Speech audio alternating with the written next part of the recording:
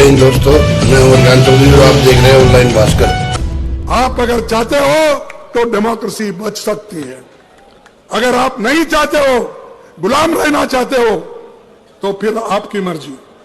क्योंकि पहले तो गुलामगिरी करके आए ब्रिटिश के जमाने में, और ये SC ST OBC वालों को भी मैं ये कहना चाहता हूं, अरे हमारा देश तो गुलाम था, लेकिन आप लोग गुलामों के गुलाम थे। कांग्रेस अध्यक्ष मल्लिकार्जुन खड़गे ने सोमवार को भविष्यवाणी की कि अगर नरेंद्र मोदी सत्ता बरकरार रखते हैं तो 2024 का लोकसभा चुनाव भारत में अब तक का आखिरी चुनाव होगा। ओडिशा के भुवनेश्वर में कांग्रेस कार्यकर्ताओं की एक सभा को संबोधित करते हुए खड़गे ने दावा किया कि PM मोदी इस साल के आम चुनाव के बाद तानाशाही की घोषणा करेंगे। खड़गे ने कहा, अगर लोकसभा चुनाव के बाद मोदी सत्ता में आए तो तानाशाही होगी, कोई लोकतंत्र नहीं होगा और कोई चुनाव नहीं होगा। उन्होंने कहा, वे हर किसी को ED नोटिस दे रहे हैं, वे लोगों को डरा रहे हैं। डर के कारण कुछ दोस्ती छोड़ रहे हैं, कुछ पार्टी छोड़ रहे हैं और कुछ गठबंधन छोड़ रहे हैं। यह आपका आखिरी मौका है मतदान करने के लिए, इसके बाद कोई मतदान नहीं होगा। खड़गे ने पार्टी कार्यकर्ताओं को भाजपा और उसके वैचारिक संरक्षक RSS के खिलाफ चेतावनी देते हुए उन्हें जहर बताया। राहुल गांधी देश को एकजुट करना चाहते हैं। उन्होंने कहा कि उन्होंने मोहब्बत की दुकान खोली है, लेकिन BJP और RSS ने नफरत की दुकान खोल दी है। इसी वजह से आपको अलर्ट रहने की जरूरत है।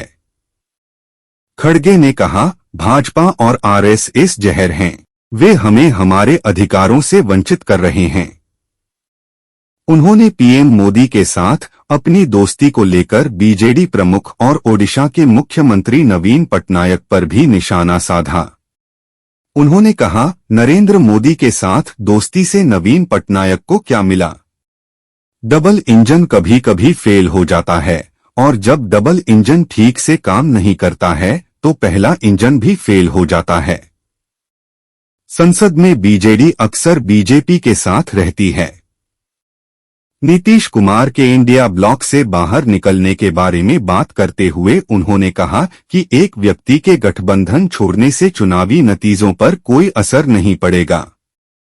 उन्होंने कहा, महागठबंधन छोड़ने वाला एक व्यक्ति हमें कमजोर नहीं करेगा, हम भाजपा को हरा देंगे। नीतीश कुमार ने रविवार को इंडिया ब्लॉक से बाहर निकलकर भाजपा के साथ गठबंधन करके बिहार में सरकार बनाई।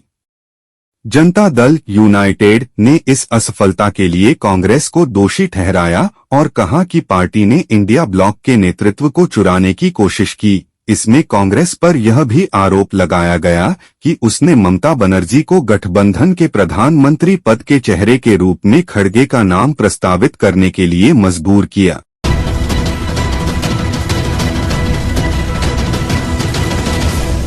आप अगर चाहते हो तो डेमोक्रेसी बच सकती है, अगर आप नहीं चाहते हो, गुलाम रहना चाहते हो, तो फिर आपकी मर्जी।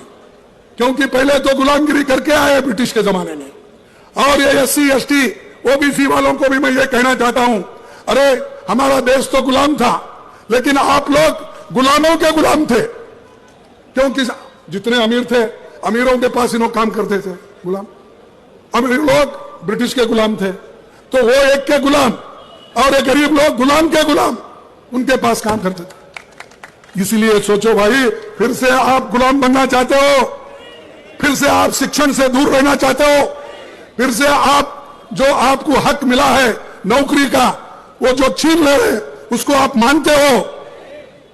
देखो, देश में आज भी 30 लाख वैकेंसीज है, और 30 लाख वैकेंसीज मोदी भर रहे नहीं।